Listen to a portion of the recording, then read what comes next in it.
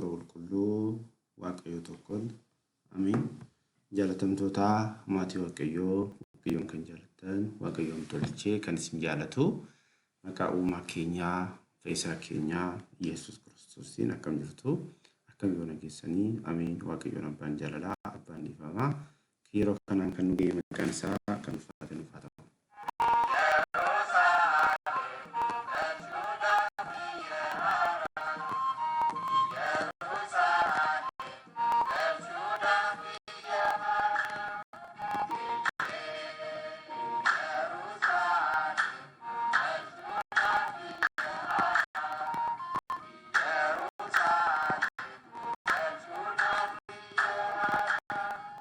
Egaa maatii waaqayyoo guyyaa har'aa immoo kan wajjin haasofnu kan irratti mari'annu wangeela Yohaannis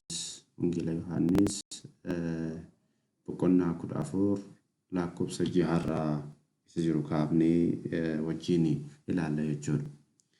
Akkuma beekamu wangeelota arfan keessaa wangeelli Yohaannis waa'ee mistira siggaawee yookiin foon uffachuu gooftaa keenya Yesuus Kiristoos gadi fageenyaan kan ibsudha jechuudha. Waaqummaa Yesuus Kiristoos, waaqummaa uumaa keenyaa, waaqummaa jiraachisaa Yesuus Kiristoos gadi fageenyaan wangeela nuuf ibsudha jechuudha. Kanaaf wangeela kana ilaaluun dirqama nutti ta'a jechuudha.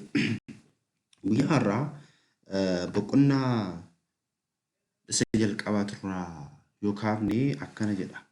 በመጀመሪያ ቃል ነበረ፣ ቃልም በእግዚአብሔር ዘንድ ነበረ፣ ቃልም እግዚአብሔር ነበረ።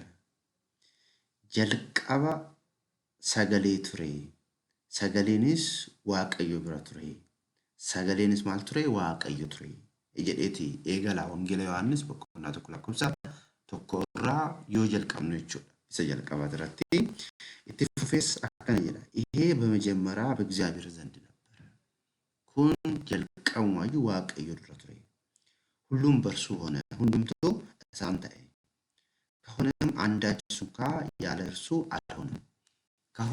waan ta'e keessaa wanti kamiyyuu isaan ala kan ta'e hin jiru። በእርሱ ሕይወት ነበረች፣ isaan maal ta'e jireenyi፣ ሕይወትም የሰው ብርሃን ነበረች። ጅሬኝስ ኢፈ ማለት ቱርቴ ኢፈ ናሞታ ቱርቴ፣ ብርሃንም በጨለማ ያበራል፣ ኢፍትስ ዱካነ ኬሰቲ ኢፋ፣ ጨለማም አላሸነፈው፣ ዱካንስ ማን ጎዱ ይሞቱ jechuudhaan wangeelawiin Yohaannis duuka bu'aan gooftaa inni amanamaan waa'ee gooftaa keenyaa Yesuus dubbatee jechuudha. Egaa ka guyyaa har'aa wajjin ilaaluudhaaf boqonnaa 14 wajjin ilaalla jechuudha. Yeroo baay'ee obboleewwan keenya warri Pirotestaantii jecha kana fudhataniiti gooftaan keenya Yesuus Kiristoos nu kadhataa isa jedhuudha. Akka caqasaatitti waan fayyadamaniif sagalee waaqayyoo immoo maal jedha kan jedhu sana wajjin ilaallee kaanitti ibsa isaa immoo maaliif dubbatee, ibsi kunuyyuu maalidhaafi gooftaan keenya Yesuus Kiristoos ani karaadhaa, ani dhugaadhaa, ani jireenyaadhaa maaliif jedhee akkamitti hubanna nuti, akkamitti beekna nuti, amantaan keenya immoo waa'ee kana akkamitti barsiisaa isa jedhuudha. Maaliifuu gaafiin kun yeroo baay'ee keessa waan qunnamuuf gaafii kanarratti har'a wajjin ilaalla jechuudha. Mee boqonnaa 14 lakkoofsa 1 hanga dhumaatitti Amaariffaan wajjin haa dubbifnutu booda immoo itti deebinee hiikasaa wajjin ilaalla jechuudha. Wangeela Yohaannis ምዕራፍ 14 ቁጥር 1 ላይ ልባችሁ አይታወክ፣ በእግዚአብሔር እመኑ፣ በእኔም ደግሞ እመኑ። በአባቴ ቤት ብዙ መኖሪያ አለ፣ እንዲሁስ ባይሆን ባልሄዳችሁ ነበረ። ስፍራ እዘጋጅላችሁ ዘንድ እሄዳለሁና፣ ሄጄም ስፍራ ባዘጋጀላችሁ እኔ ባለሁበት እናንተ ደግሞ እንድትሆኑ እኔ ባለሁበት እናንተ ደግሞ እንድትሆኑ ሁለተኛ እመጣለሁ፣ ወደ እኔም ይወስዳችኋለሁ። ወደሚሄድበትም ታውቃላችሁ፣ መንገዱንም ታውቃላችሁ። ቶማስም ጌታ ሆይ ወደምትሄድበት አናውቀውም፣ እንዴትስ መንገዱን እናውቀዋለን? አለው። ኢየሱስ እኔ መንገድና እውነት ሕይወትም ነኝ፣ በእኔ በቀር ወደ አብ የሚመጣ የለም። እኔስ ብታውቁኝ አባቴን ደግሞ ቢያውቃችሁ ነበረ፣ ከአሁንም ጀምራችሁ ታውቃላችሁ፣ አይታችሁማል አለው። ፊልጶስ ጌታ ሆይ አብን አሳየኝና ይበቃናል አለው። ኢየሱስም አለው፣ አንተ ፊልጶስ ይህን ያህል ዘመን ከእናንተ ጋር ሲኖር አታውቁኝምን? እኔን ያየ አብን አይቷልና። እናንተስ አንተ አብን አሳየኝ ትላለህ? እኔ በአብ እንዳለው አብም በእኔ እንዳለ አታምንምን? እኔ የምነግራቸው ቃል ከራሴ አልናገረውም፣ ነገር ግን ከኔ የሚኖረው አብ በእርሱ ስራውን ይሰራል። እኔ በአብ እንዳለው አብም በእኔ እንዳለው እመኑኝ። ባይሆንስ ስለ ራሱ ስለ ስራው እመኑኝ። እውነት እውነት እላችኋለሁ በእኔ የሚያምን እኔ የሚያደርገውን ስራ እርሱ ደግሞ ያደርጋል፣ በዚያም የሚበልጥ ያደርጋል። እኔ ወደ አብ ሄዳለሁና አብም ስለ ወልድ እንዲያከብር በስሜም የምትለምኑትን ሁሉ አደርጋለሁ። ማናቸውንም ነገር በዚያም ብትለምኑኝ እኔ አደርጋለሁ። isa kana kaa gooftaan keenya Yesuus wangeelaa Yohaannis boqonnaa 14 irratti lakkoofsa 1 irratti jecha kana maaliif dubbate? Karichi dhugaan jireenyis anaadha maaliif jedhe? Dhuguma kana jechuun akka har'as Kiristoos gooftaan keenya abbaan keenya nuuf kadhachuudhaaf isa jedhu san wajjin ilaalla jechuudha. Jecha kanatti osoo hin dhufiniin dura kaayoon gooftaan keenya Iyyasuus Kiristoos gara biyya lafaa kana dhufee maalidha? Kaayoon inni guddaan ilmaan namaa abboommi isaa cabsanii gannat keessaa waan badaniif, gannat keessaa waan bahaniif nama bade kana barbaaduudhaaf barbaade immoo bakka isa jalqabaatti deebisuudhaaf dhufe. Gooftaan keenya Iyyasuus Kiristoos qaamota sadan keessaa qaamni tokko eeyyama abbaatiin, eeyyama ilmaatiin, eeyyama hafuura qulqulluutiin jechuudha. Ilmaan namaa fayyisuudhaaf, ilmaan namaa oolchuudhaaf qaama sadan keessaa qaamni tokko gara biyya lafaatti dhufee dubroo Maariyaam irraa foon ishee irraa foon, lubbuu ishee irraa lubbuu fudhatee nama ta'e malakootiin jechuudha. Waaqummaan jennu yookiin malakootiin ibidda kan ture jaalala ilmaan namaatiif qabuudhaaf maal ta'ee dhufe? Nama ta'ee dhufe jechuudha. Nama fayyisuudhaaf immoo yoo xiqqaate ulaagaalee arfan tokko guutuu qaba.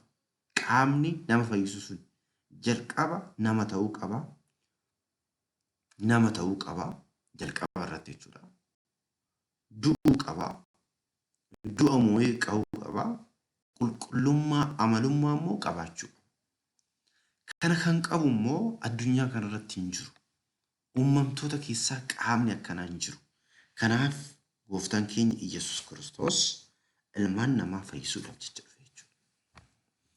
Erga ilmaan namaa abbaa isaa wajjin, ofii isaa wajjin hafuura qulqulluudhaan walitti araarsee, ofii isaatii aarsaa ta'e, ofii isaatii aarsaa kennaa ta'e, ofii isaatii aarsaa fudhataa ta'ee boodatti Iyyasuus Kiristoos akkana jedhe jechuudha.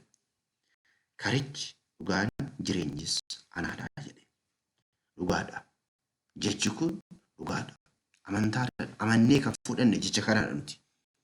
Gooftaan keenya Yesuus Kiristoos karichas akka ta'e, dhugaas akka ta'e, jireenyas akka ta'e amannee waan fudhanneef kiristaana jedhamne jechuudha. Kanarratti shakkii hin qabnu jechuudha. Kanarratti shakkii hin qabnu. Karicha jechuun maal jechuudha? Isa jedhuuf immoo Ermiyaas boqonnaa 6 lakkoofsa 16 irratti Waaqayyoon akkas jedha. Daandiirra dhaabbadhaa yookiin karicharra dhaabbadhaa. Ilaalaa daandiin inni jalqabaa sun kam akka ta'e hubadhaa. Adda baafadhaa. Irras adeemaa. Lubbuu keessaniif boqonnaatti argattu jedha. Akkuma koorsii dubbii amantaa keessatti amantaa jechuun dhugaa jechuudha. Dhugaa Waaqayyoorraa uumamtootaaf kennamteedha. Kanaaf amantaa yoo jennu amanuu fi amanamuu of keessaa kan qabu dhugaadha. Dhugaan kun immoo Waaqayyoorraa dhala namaatiif kenname jenneera. Kanaaf amantaa yoo jennu immoo barumsa dhugaa ta'ee jechuudha. Barumsa Waaqayyoorraa kenname barumsa dhugaa ta'e hordofuun amantaa jechuu akka ta'e ilaallee turre. Gooftaan keenya Yesuus Kiristoos dhugaadha, jireenyadha, buddeenadhas jechuudha. Ani karaadha, ani dhugaadha, ani buddeenadha, ani hundee wayiniitidha kan jedhes isaadha jechuudha. Jalqaba boqonnaa kanarraa kaasnee yoo ilaalle jechoota gooftaan keenya Yesuus Kiristoos dubbatee keessatti wantoota baay'ee argachuu dandeenya. Gooftaan keenya Yesuus Kiristoos duuka bu'oota isaa biratti argamee kan inni dubbachaa jiru duuka bu'oota isaati. Waa'ee mootummaa Waaqayyoo taasisaa jira. Waa'ee mootummaa Waaqayyoo gooftaan keenya Yesuus Kiristoos du'ee du'a moo'ee ka'ee booda immoo akka dhufu ammasitti immoo akka hin raafamne, akka hin sodaanne, akka hin shakkineef waa'ee mootummaa ishee samii itti dubbachaa jira jechuudha. Kanaafidhaas maal jedhe? Waaqayyotti amanaa, anatti illee amanaa jedhe. Waaqayyotti amanaa, anatti illee amanaa. Waaqayyo waan jennu abbaadha. Abbaa koottis amanaa. Anatti illee immoo amanaa jechuun tokkummaa Sillaasee. Sillaaseen tokkos sadiis jennee dubbannee jirra. Sillaaseen ajjeesuudhaan, kaasuudhaan, jiraachisuudhaan, waaqummaadhaan. Sillaaseen meeqa? Tokko innee qaaman maqaadhaan gochaan immoo sadii jennee amannu kana gooftaan keenya adda baasee ilmi foon uffachuu isaatiin abbaa gadi akka hin taane immoo asirrumatti barsiiseera jechuudha. Gooftaan keenya Yesuus Kiristoos lapheen keessan hin raafamin laala. Lapheen keessan hin raafamin haala kiristaanota nuti raafamuu hin qabnu jechuudha. Itti kan amannee jiraatatti amanne. Jiraatee nu jiraachise. Nuti qabeenya keenya kamiyyuu miti kan fayyine. Kennaa isaatiin fayyine. Jiraatan nu fayyise. Jiraatan nu jiraachise. Abbaan keenya immoo isa jiraatadha. Isa du'ee du'a keessatti tortore hafee osoo hin taane isa du'ee du'a moo'ee ka'e ilma dubroo Maariyaam kan jedhame Amaanu'eel kan jedhame Fayyisaa addunyaa kan jedhame Alfaa Oomeegaa ana kan jedhe ergamoonni samii Isaayyaas boqonnaa 6 lakkoofsa 1 irratti qulqulluu qulqulluu jedhanii kan isa galateeffatan isaadha jechuudha. Isaadha jechuudha. Isa waaqeffanna nuti. Isaaf jilbiiffanna nuti. Filiphis boqonnaa 2 lakkoofsa 10 irratti samii keessas kan jiran qulqulloonni jechuudha. Ergamoonni lafa irras kan jiraatan nuti kiristaanonni lafa jalas kan jiraatan warroonni si'oolii keessa jiraatan maqaa Yesuus Kiristoosiitiif hin sagaduu jedhe. Hojii duuka bu'ootaa boqonnaa 4 lakkoofsa 12 immoo addunyaa gaditti akka fayyinuuf kan nu kenname samii gaditti akka fayyinuuf kan nu kenname maqaan kun maqaa Yesuus Kiristoos jedhamu akka ta'e kiristaanotaaf akka kenname nu hubachiisa jechuudha. Kanaaf gooftaan keenya Yesuus Kiristoos nuti akka hin raafamneef lapheen keessan hin raafamin Waaqayyotti amanaa anattis amanaa jedhe. Waaqayyo yoo jedhu abbaatti, ana yoo jedhu anattis amanaa jedhe. Jecha boqonnaa kanaa keessatti yoo ilaallu amantaa mootummaa waaqayyooti galuudhaaf karaa sanarra deemnee ishee addunyaan kun osoo hin uumamte sana galuudhaaf maaltu akka nu barbaachisu duuka bu'oota isaa akeekkachiisaa jechuudha. Yeroo baay'ee duuka bu'oonni isaa shakkuu turan, sodaatus turan. Erga hafuura qulqulluu argatanii akka onnatan hundi keenya iyyuu hin beeknaa. Kitaabni illee immoo kana ragaa ba'a jechuudha. Kanaaf gooftaan keenya Iyyasuus Kiristoos waa'ee kanarratti akkas jedhe boqonnaa lakkoofsa 2 irratti immoo mana abbaa koo keessa bakka jireenyaa hedduutu jira jedhe. Maal jechaadha? Waa'ee mootummaa samiiti ilaala. Jalqaba hin raafaminaa, hin kufinaayi, shakkummaa namootatiin hin deeminaa. Amanaatoo deddeebi'aa. Mana abbaa koo keessa immoo maaltu jira? Bakki jireenyaa hedduutu jira jechuudha. Waa'ee mootummaa isaa ishee samii maal godhee hubachiiseera jechuudha. Bakka tolummaa kana dhaaluudhaaf jalqaba waaqayyoon beekuun dirqama akka ta'e. Akkuma jalqaba waa'ee doogummaa wajjin gaafa ilaallu, waa'ee amantaa wajjin gaafa ilaallu, namni tokko jalqaba waa'ee waaqayyoo beekuu qaba. Beekee amanuu qaba. Amanee cuubamuu qaba inni turre. Wangeela Maarqos boqonnaa 16 lakkoofsa 16 irratti kan amane kan cuubame hin fayyadu. Amanuu jechuun waaqa amantuu sana beekuu qabda jechuudha. Amantaa abbaa kooti, amantaa haadha kooti hin hojjetu. Kan amante sun eenyudha? Waaqa akkamiidha amante? Kan jedhu sun adda baafnee beekuu akka qabnuuf gooftaan keenya Iyyasuus Kiristoos bakka jireenyaa kana mootummaa ishee sameessa dhaaluudhaaf jalqaba immoo kan nu barbaachisu maal akka ta'e nuufi ibsuudhaaf maal jedhee waa'ee ofiisaa, waa'ee abbaasaa, waa'ee jireenya, waa'ee hafuura qulqulluu erga ibseen boodatti immoo mana abbaa koo keessa iddoo bal'aatu jira. Iddoo bal'aa san hundi keessanuu yoo cimtanii, yoo dhaabbattanii dhaaluu dandeessu. Achitti dhiphinni hin jiru. Kuni kan kooti kan jedhamu hin jiru jechuudhaan iccitii kana ibseef jechuudha. Kana beekuudhaaf immoo daandii beekuun jalqaba waan ta'eef daandii tokko yoo hin beekni namni imala jalqabe tokko imala jalqabuun dura daandii beekuu qaba. Karaa beekuu qaba. Eessa akka deemu, eessaan akka bakka ga'u san beekuu qaba waan ta'eef. Nus mootummaa waaqayyoo dhaaluudhaaf, mootummaa ishee samii sana argachuudhaaf jalqaba karaa beekuu qabna jechuudha. Dhugaa beekuu qabna jechuudha.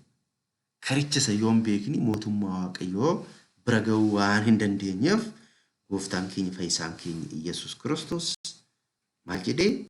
Ani karaadhaa, ani jireenyadhaa jechuudhaan dubbate jechuudha. Galanni gooftaa keenyaaf haa ta'u.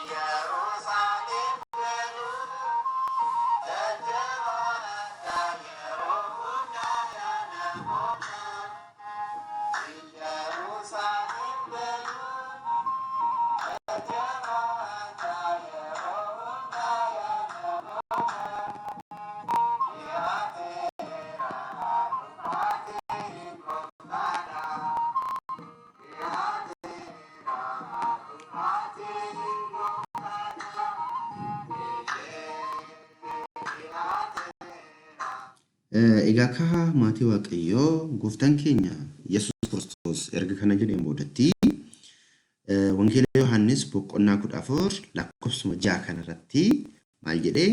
Karichi, dhugaan, jireenyis anaadha jedhe. Ani nan deemaa, deebi'ee dhufes gara kootti isinan fudhaa. Hala. Karichis, dhugaanis, jireenyis anaadha erga jedheen boodatti ani nan deemaa, deebi'ee dhufes gara kootti isinan fudhaa. Yommuu gooftaan keenya kana jedhu kalaalaa. Artanii namni karaa abbaatitti dha'uudhaaf jalqaba ilma amanuu akka qabu dubbatee jira. Isa jalqabaat irratti namni karaa abbaatitti dhufuu kan danda'u jalqaba ilma waaqayyootti amanuu akka qabu jala sararamuu qaba kun. Ilma waaqayyootti yoo namanni har'ayyuu itti murtaa'ee jira. Warroota Ahzaaba jennu fakkeenya warra abbaa ilma hafuura qulqulluu hin amannetti har'ayyuu itti murtaa'ee jira. Murtee jala jiru isaan. Gooftaan keenya Yesuus Kiristoos gaafa inni murteedhaaf dhufu isaan murtee jala jiru har'umaa jechuudha. Murtee jala jiru. Nuti garuu murtee jalaa baaneerra. Murtee jalaa baaneerra jechuudha. Kanaaf gara abbaa beekuudhaan dura ilma beekuun dirqama ta'a jechuudha. Maaliifuu qaamota sadeen keessaa qaamni ilmaan namaa fayyisuudhaaf dhufe eenyu waan ta'eef ilma waan ta'eef jechuudha. Kara abbaatti dhaquudhaaf. Kana jechuun Yesuus Kiristoos nuuf kadhataa jechuu miti kun. Ilmatti amanta jechuudha. Ilma kan erge eenyudha? Abbaadha. Laala. Iccitii Sillaasee namni sirriitti beeke, namni sirriitti hubate rakkisu kun. Saniin booda gooftaan keenya Yesuus Kiristoos yeroo kana jedhu duuka bu'oota 12 keessaa tokko kan ta'e Toomaas akkana jedhe, yaa gooftaa gara makka ati deemtu hin beeknu, karichas hin beeknu jedheen. Laala, eessa deemta? Maal jechaadha gooftaan keenya? Nan fannifama, dhiiga kootiin biyya lafaa nan fayyisaa, du'a moo'es nan ka'aa, gara samiitti olan ba'aa, booda immoo hafuura qulqulluun isinii ergaa. Bakka isin jiraattan immoo iddoon isinii mijeessaa jedha. Maal jechuudha? Si'oolii duwwaa taasisee gannat iddoon galtan immoo isiniifan mijeessaa jechuusaati jechuudha gooftaan keenya Yesuus Kiristoos. Mee maal jedhee deebisee gooftaan keenya immoo? Achumaanis gooftaan keenya Yesuus Kiristoos karaanis dhugaanis jireenyis anaadha. Anaan malee gara abbaa kan dhufu hin jiru jedhe. Dhugaadha kun. Yesuus Kiristoos malee kara abbaa kan dhufu hin jiru. Yaa obboleewwan koo, seenaa kana hubachuudhaaf waa'ee seenaa qulqullicha Phaawulosii hubachuun gaariidha tayaadha. Qulqullichi Phaawulos abbaatti akka amanu, har'a warroonni Ayhuudota yookiin warroonni gooftaa keenya Yesuus Kiristoos fannisan, Saduqootaa fi Fariisota warroonni jedhaman iyyuu nuti abbaa bichaa beeknaa, sin beeknu jedhaniitiin gooftaa keenya Yesuus Kiristoos wanti fannisaniif keessaa inni tokkoffaan abbaadhaan wal qixxeessitee ani waaqa ofiin jettaa jechuudhaan. Qulqulluun Phaawulosis kiristaanota ajjeesuudhaaf xalayaa mooticha sanirraa fudhatee maalidhaaf Yesuus Kiristoos abbaadhaan kanu ani waaqa jedhuun akkamitti waaqessitu, akkamitti lallabdu jechuudhaan inaaffaadhaan ka'eeti kiristaanota ajjeesuudhaaf deeme jechuudha Phaawulos. Yeroo kanaadha gooftaan keenya Yesuus Kiristoos Saa'ol maaliif na ari'attaa jedheen. Ati eenyudha gaafa jedhuun Saa'ol ani Yesuus isa Naaziriiti jedheen. Kanaafidha gooftaan keenya Yesuus Kiristoos gaafa kana jedhu egaa daandiin inni irra deemaa ture sun, daandii inni hordofaa ture sun, daandii jibbiinsaa, daandii waaqayyo irraan adda isa baasu, daandii gara si'oolitti isa geessu ta'uu waan beekeef, laala waan beekeef kara isaatti deebi'ee imala sadiidhaan immoo addunyaa kanarratti wangeela kan barsiisaa ture. Macaafota 14 kan nu barreesse, meeshaa filatamaa kan jedhame, ifa addunyaa kan jedhame qulqulluu Phaawulos jechuudha. Akkuma kana asirratti gooftaan keenya Yesuus kan jechaa jiru abbaa qofatti kan amanu, abbaa qofatti aabitti jechuudha. Kan amanu jireenya bara baraa argachuu qabu jechuudha. Jalqaba ilmatti amanee, abbaatti amanee, hafuura qulqulluutti amanuu akka qabu. Qaamota sadan keessaa beenyaa ta'ee dhiiga isaa dhangalaasee fannifamee du'ee ilmaan namaa kan fayyise ilma waan ta'eef jechuudha. Anaan malee gara abbaa kan dhufu hin jiru jedhu dhugaadha. Namni tokko waa'ee Yesuus Kiristoos osoo hin beekin waa'ee cuuphaa akkamitti barsiisuu danda'a? Waa'ee dhiigaa fi foon gooftaa akkamitti barsiisuu danda'a?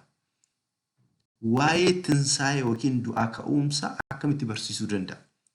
Waa'ee cuuphaa yoo hin beekne, waa'ee dhiigaa fi foon gooftaa yoo hin beekne akkamitti fayyuu dandeenya? Kana dubbachaa jira gooftaan keenya Yesuus Kiristoos. Kana nun jechaa jira Fayyisaan mootichi Qaraaniyoo ilmi Dubroo Maariyaam ana kan jedhe dhugaan kana dubbachaa jira Yesuus Kiristoos. Kanaaf anaan malee gara abbaa koo kan dhufu hin jiru jedhe. Dhugaadha. Karaa abbaatti kan dhufu Yesuus Kiristoos malee hin jiru jechuudha. Malee isiniifan kadhadha jechuun miti Yesuus Kiristoos. Yesuus Kiristoos al tokko Qaraaniyoo irratti aarsaa dhiyeesseera. Aarsaa dhiyeessee aarsaa ta'ee aarsaa fudhataa ta'e. Hoolichi illee isaa, hoolallee kan dhiyeesse isaa, hoolicha illee immoo kan fudhate isaa jechuudha. Kanaaf maal nu godhe? Abbaa isaa wajjin, ofii isaa wajjin, hafuura qulqulluu wajjin walitti nu araarsee nummoo maal nu baase? Bilisa nu baase jechuudha. Galanni isaaf haa ta'u. Waaqa akkanaatu waaqessina. Abbaa akkanaatu waaqessina. Kanaafidha yeroo maraayyuu Kiristoos gaafa jennu, Iyyasuus gaafa jennu keessi keenya gammaduu qaba jechuudha. Keessi keenya gammaduu qaba. Sodaadhaan deddeebi'uu, shakkummaadhaan deddeebi'uu hin qabnu. Kiristoosiin amannee of duuba deebi'uun hin jiru jechuudha. Of duuba deebi'uun hin jiru. Kanaaf Filiphoosis immoo itti fufee maal jedheen? Karaa abbaa dhufu isa keessa immoo itti fufee Filiphoos yeroo sanitti akkuma amma dubbichi jechuudha. Akkuma kun warri biraa nuuf kadhatan naamana jedhuuf isaafis hin galleef waan ta'eef Filiphoosis shakke waan ta'eef gooftaan keenya Iyyasuus Kiristoos gara abbaa dhufuu kan danda'u hin jiru jedhee sanaaf jedhee abbaan kan biraatis ta'ee gooftaadhaan abbaa nutti argisiisi nu gahaa jedhee ilaala. Gaafa kana jedhu abbaa nutti argisiisi nu gahaa. Maaliifuu si arginee jirra abbaa hoo nutti mul'isi jedhee. Ammas shakkummaan isaan keessaa waan jiru waan beekuuf gooftaan keenya Iyyasuus Kiristoos akkana jedhee hanga kana yookiin waggaa kana hunda isin waliin jiraadhee akkamitti abbaa nutti argisiisa jetta. Laala. Ana kan arge abbaa arge. Ani abbaa keessa akkan jiru. Abbaanis ana keessa akka jiru hin amantuu. Iccitii Sillaasee jechuudha. Iccitii Sillaasee maal godhe? Ibseef jechuudha. Abbaanis ilmis ana jedhe Kiristoos yeroo tokko tokko. Ilmi Waaqayyoo ilma Waaqayyoo kan jennu nuti ilmi Waaqayyoodha jennee amannaa jechuudha. Ani abbaa keessa akkan jiru, abbaanis ana keessa akka jiru jireenyaan tokko ta'uu isaanii ibsuudhaaf jechuudha. Jedhee akka abbaan Waaqayyoo ta'e innis akkasuma Waaqayyoo ta'uusaa akkasuma abbaa waliin wal qixa ta'uusaa iccitii Sillaasee maal godheef ibseef jechuudha. Gooftaan keenya Iyyasuus Kiristoos anaan malee gara abbaatti kan dhufu hin jiru jechuun isaas qaama sadan keessaa dhalatee fannifamee du'ee du'aa ka'ee bilisa kan nu baase beenyaa nuuf ta'e ilma waan ta'eef iccitii foon uffachuu amanuun dirqama waan ta'eef iccitii foon uffachuu yookiin iccitii siggaawwee amanuun dirqama waan ta'eef gooftaan keenya Iyyasuus Kiristoos anaan malee gara abbaatti kan dhufu hin jiru jedhe malee kadhannaa kootiin hin jenne gooftaan keenya. Kanaaf ilma Waaqayyootti kan hin amanne mootummaa Waaqayyoo hin dhaalu jedhamee dubbatameera waan ta'eef. Ilma Waaqayyootti kan hin amanne har'umaayyuu itti murtaa'ee jira jechuudhaan kaa'ame jechuudha. Anaan kana jechuun gooftaan keenya anaan ilma amalummaa Waaqayyoo osoo hin jedhin Waaqayyo abbaa jettanii yoo waamtan gatii hin qabdan jechuudha. Abbaa fi ilma hafuura qulqulluu beeknee hubannee ittiin jiraachuun dirqama akka ta'eef jechuudha. Waaqayyo abbaa jettanii anaan ilma jettanii yoo hin amanne jireenya hin qabdan jechuu isaati jechuudha. Waaqayyo abbaa keessa yoo ta'e Waaqayyo abbaa keessan yoo ta'e na jaalattu ani waaqayyo irraa bayee dhufee jedheera gooftaan keenya Yesuus Kiristoos Yihuudataan boqonnaa Wangeela Yohaannis asuma Wangeela Yohaannis boqonnaa 8 lakkoofsa 42 irratti warroonni Ayhuudota nuti ijoollee Abrahaamii nuti ijoollee akkasiitii akkas yoo jedhani isin ijoollee Abrahaamii miti. Ijoollee Abrahaam osoo taatanii wantan ani isinitti hime wantan ani dubbadhee ni fudhattuu turtanii. Isin garuu dhugaa waan hin barbaanneef soba waan barbaaddaniif abbaan sobaa immoo daabiloos waan ta'eef abbaan keessan daabiloosii jedheen gooftaan keenya Iyesuus Kiristoos jechuudha. Kanaaf yaa gooftaa abbaa nutti argisiisi gaadha jennaan gooftaan keenya Iyesuus Kiristoos ati yaa Filiphos waggaa hanga kanaa isin wajjin yeroon jiraadhu anan beektanii anan kan arge abbaa argeera. Akkamitti ati abbaa nutti argisiisi jetta? Ani abbaa keessa akkan jiru abbaanis ana keessa akka jiru hin amantuu? Abbaa ana keessa akka jira jechuudhaan gooftaan keenya Iyesuus Kiristoos tokkummaa Sillaasee ibsee kana dubbate jechuudha. Ani karaadha, ani dhugaadha, ani jireenyadha jedheera jechuudha. Karaa jechuun akkuma jalqaba haasofne amantaa jechuudha. Amantaa jechuudha. Ermiyaas irratti daandii irra dhaabbadhaa ilaalaa. Daandii ishee duraa gaafadhaa.